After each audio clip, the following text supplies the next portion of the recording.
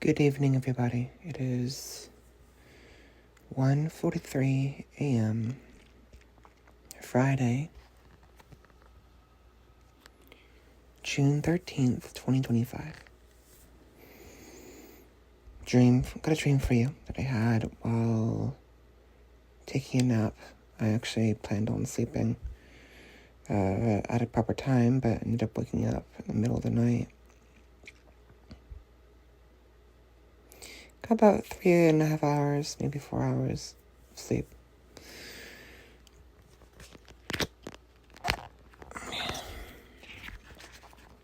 So, this dream has a number of layers to it.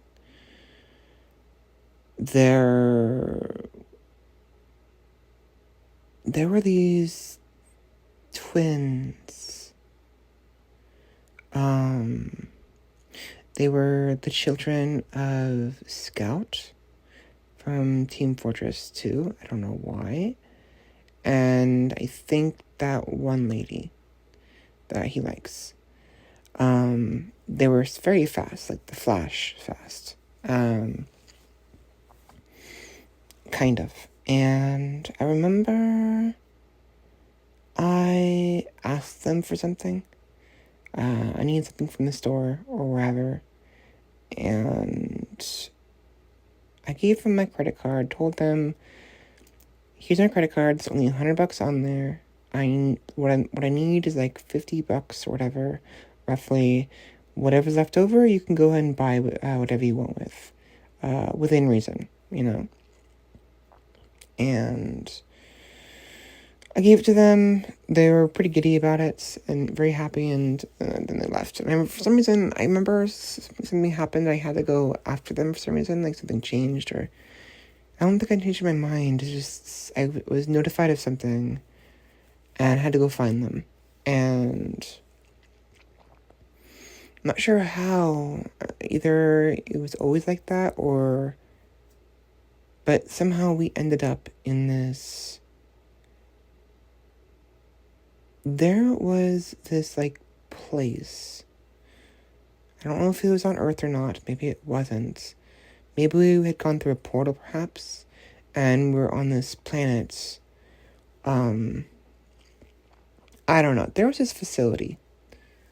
At the bottom, kind of, there was this, hill going upwards towards it was on a peninsula, right? And there was this passage going up towards the center, the meat of this island nearby. And there was a road, and there was trees on foliage on either side. And it was me, this one person, this one man, young man, or whatever. And I think the twins, or something. I remember we caught up with them, explained some things, and then something happened. I think the twins had done something by accident, and the young man explained, no, don't do that. That's gonna attract them. And I was like, attract who? And I don't remember what happened. I think maybe the twins weren't even there. I remember the twins. No. The twins left, I think, at some point. They went home to our world, and we had to find our way home, whatever. And I guess maybe I did it. I don't know. Something happened.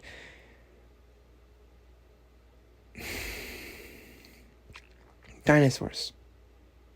T-Rexes almost. But, not as big. Slightly smaller T-Rexes had been baited to the general area, to where the facility was, by this thing that one of us had. And I threw it towards the facility. There was this, part of the design, there's, courtyard almost, that was, surrounded on 3 sides by walls, and the 4th side was not. It was open. I threw it in there. there's like gravel in there or whatever. I don't know. And I could see the dinosaurs running down the road from the island, and I was like, oh shoot! So the two of us tried to run across the street towards the opposite side of where we were. Cause we were on like, if I was like facing the road going up from where the dinosaurs were coming from, we were on the right side, and so I threw the whatever towards the facility, and I ran to the left side with the young man, the scientist. And fortunately, we were able to get away without getting caught. Somehow we actually avoided their notice, which was surprising. And we hid in the foliage a little upwards. We kind of walked up the hill a little bit so we can get a little higher advantage points. And we hid in the foliage, just waiting. And I had binoculars, I think, or something. And he's like, "What do you see? What's going on?" And it's like, I started to tell the angle is bad because remember the courtyard? It was at an angle where I couldn't quite see it, because the opening of the courtyard thing was facing in the direction of the island. So I was at an angle. I can see a part of the courtyard, but not all of it. And the thing is, there was like 3 dinosaurs that had run down, and one of them stomped out of the courtyard, I guess, finding out that there's something there for them, and said, sort of sauntering away. I was like, one of them left already, and he's like, where's the other 2? It's like, I don't know. And I tried to move a little bit further up the hill carefully while the first dinosaur was walking past in order to get a better vantage point. And I noticed I could see a little bit of their of movement. I couldn't quite catch what it was at first. And then I realized they were meeting. I was like, oh, so those 2 are meeting right now? And he's like, what? And eventually they were done. It was done very quick. Very, very quick. And then they left. And I'm like, yeah, they just made it and they left. He's like, uh-oh. And he said, we gotta go now. I'm like, why? What's wrong? And then I saw something move from the courtyard in a weird manner. And I'm like, what is that? And he's like, what? What do you see? And it's like, I see something like a flat, like almost like a giant flat pebble, like moving, like towards us at random. And it's like, uh-oh. And it's like, okay, we gotta go right now. So we gotta stop talking, stop breathing. We gotta stop talking because it's attracted by noise. Like, what? And it turns out, it's weird, but this thing was the egg of the dinosaurs, but like, I don't know, I just know the way to describe it. It was like sentient almost. And scientists claimed that it was attracted by noise, and we had to be quiet. And I was still like observing it while he was talking, and he was talking very quietly. We had like a radio or whatever.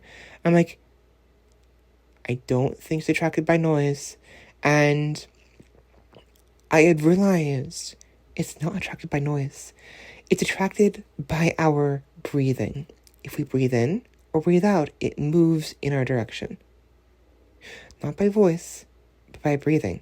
And every time we breathe, it would move a little bit. And its movements got more aggressive the closer it got to us. More aggressive and substantial. And at some point, it was like 10 feet from us, further down the road. And I'm like, thinking to myself, what do we do? What do we do? What do we do? And it like, it had it's like, I don't know if it had it to begin with. Maybe it developed it on the way to us. It had lips, a mouth, and it started to speak. It knew we were there. And this thing is like the size of a fucking, like, how to describe this? It's like, 1, 2, like 3 or 4 feet, 3 feet, like, wide in diameter, and looked like a flat giant pebble. of gravel, where there's gravel in the courtyard. But it was an egg. And it was bizarre. And, like, it was talking to us saying, like, I know you're there. You can't hide from me. It was talking in a very, like, almost, like, teasing way. And it had a feminine voice. And, I'd realized it actually was getting bigger from when we initially saw it. It was getting, because when, like, objects are far away from you, they look small, and they get close to you, they get bigger. I had realized between the courtyard and us, the size it was gaining from getting close to us was way too fast. And I realized, oh, it got bigger. It's getting bigger as well. It's not only getting closer to us, it's getting bigger every time we breathe. And it was the noise of us breathing, I think. And it could hear it no matter how far away we were. And I was like, uh-oh. And at some point, we started to panic. I think we started running, and we had to breathe while running. And it started getting closer every time we'd breathe. And, like, it was chasing us. And meanwhile, it was talking as if it was talking in our heads, right? We could hear it, like, perfectly. And I don't remember what it was saying, but it was essentially explaining things and, like, what it wants to do and or whatever. And, like, teasing us almost, mocking us. And at some point, I don't remember, it started retaining a form of some sort, a larger form, a more defined form. And, like, I don't even remember exactly. I want to say either they look humanoid or dinosaur-like or both, but maybe not. And I, like, stopped for a minute. I was like, wait. I tried to, like, talk to it and negotiate with it, right? And ask and talk with it, right? And what it wants and what it needs. And I, like, somehow had a conversation with it. And meanwhile, while I'm having the conversation with it, it's getting larger and it's getting more defined, right? And I think it started to take a more humanoid shape. And, like, eventually developed eyes. And, like, we're talking, and I somehow convince it that to not attack us, to eat us as a meal, and instead to come with us, right? Because it looks like it wanted two things. One, it wanted food, but two, it also had an instinct to mate, even though it was just born. It's weird. And it was like a fully grown human adult at this point. With weird aspects that I can't describe. I think it may have had a dinosaur tail, maybe scales, and sharp. It definitely had sharp claws, and definitely sharp teeth. But I'm not sure about the rest of the aspects. And it seemed to have wanted to mate with the scientist guy I was with. And I deduced this, and we're both, like, sitting or, like, standing on the road against the foliage behind us. We were like, we had gone basically on the other side of the road from where we were initially, a little bit further up, and because we were trying to go around it to go back down towards the facility, because the way home was either in the facility or it was the facility or something. I don't know. But we had to make our way home. And the scientist guy was like, what are you doing the whole time I'm talking? And I'm explaining to him, I'm trying to explain, not to him, I'm trying to explain to the entity, so why don't we find a way to coexist with you, basically? And trying to explain things like interests and, like, self-will and, like, what have you. And I'm like, we can agree to bring you with us, and you can try to convince him to mate with you or become a thing with you, kind of thing. Because I knew that he was, like, single or whatever. I don't know.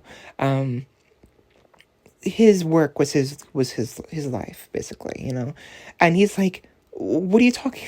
I was like, give me a moment, okay? Give them a moment. Give them a chance. We got to figure out how to survive here. I'm saying it out loud, right? I'm not sugarcoating it to him or the entity. We have to survive somehow. And it's an opportunity for all three of us. For you to get some interesting research done, for both of us to survive, and for this entity to survive as well. And maybe we can come to an accord somehow.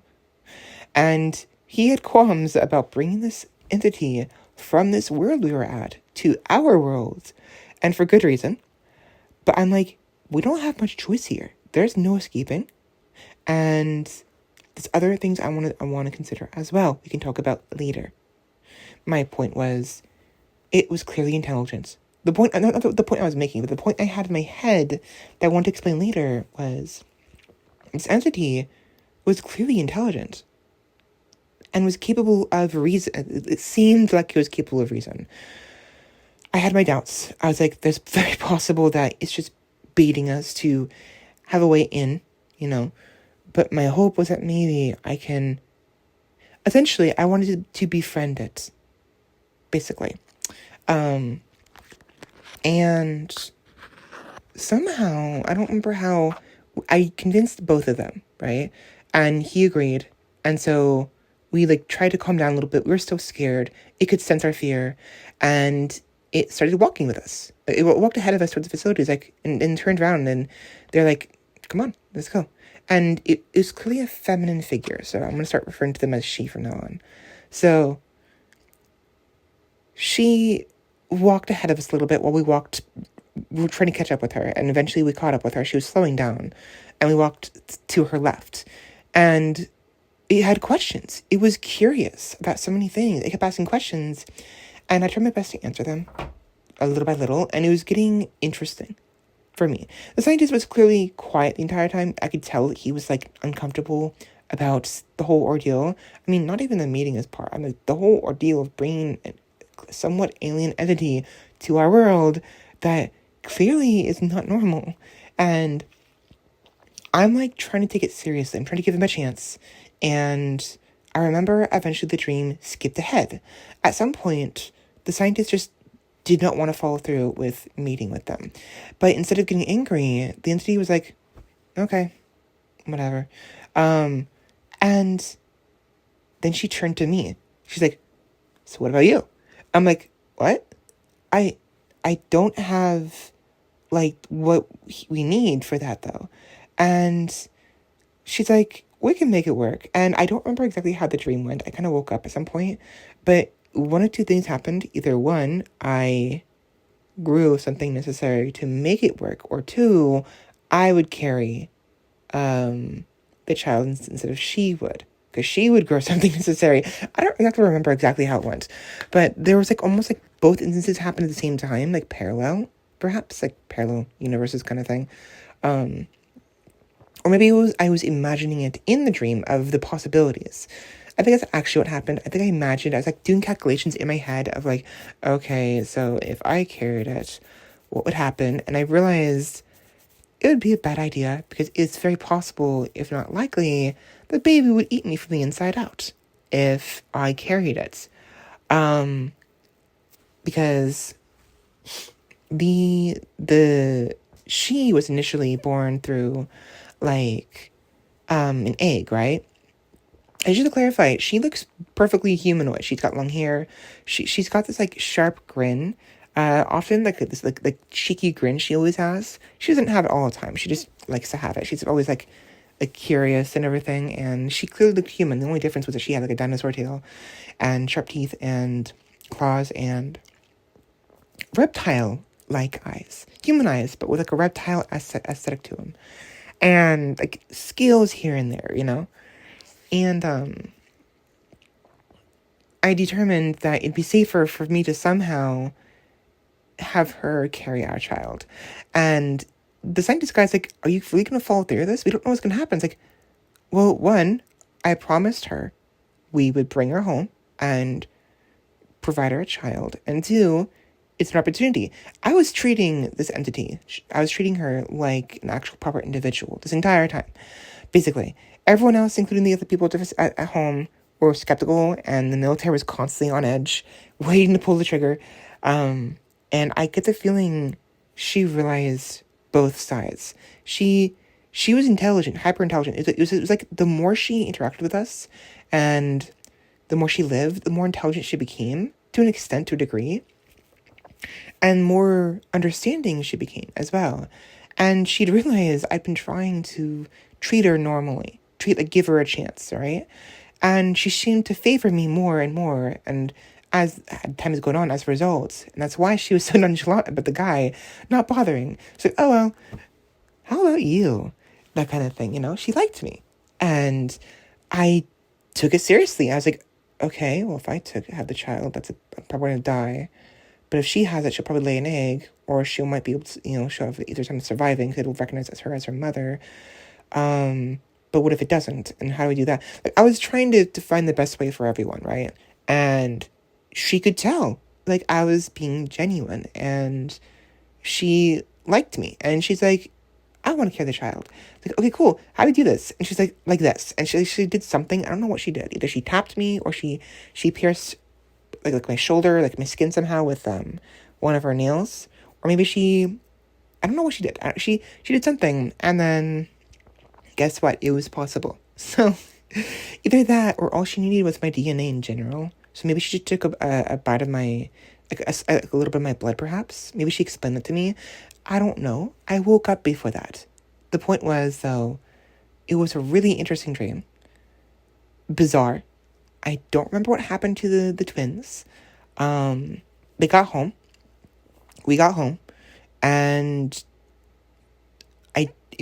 we somehow ended up in this island, right? With a peninsula that had a facility on it that led us to the world the island was on. Because it clearly was not on Earth. It seemed almost obvious. I think there must have been something else that tipped us off. But it had oxygen and what have you. It's like Jurassic Park, but like different. And like not Jurassic Park, and it was interesting. So I don't know how to segue this into the end, because that's the extent of the dream. I'm going to end it here and decide if I want to go back to sleep or if I want to wake up for today. It's Friday. We have a stream today, so I'll probably get up. I'm hungry. I'm going to get some food. So anyways, I hope you enjoyed. I tried my best to be a little more calm and concise with my voice. And I feel like I did better. I stuttered a little bit, but nowhere near as much. So, yeah, I'll talk to you later. Bye. Okay, it's later. One more thing. I realized while listening to my recording, basically, the entity was a mimic of some sort. It must have been one of the dinosaurs of the three was a mimic. It had to have been a mimic and mated with the other dinosaur that was left behind and left its mimic baby behind. And then it locked in on me and the scientists and started taking our forms, a humanoid form, as a result. But with some aspects of its previous generation, the dinosaur, right? That's why it took a mostly human form with dinosaur aspects, right? I just wanted to explain that because it made sense to me now in hindsight. That's why this whole thing was so weird. It was a mimic egg that was developing and reacting to us. And why breathing over voice?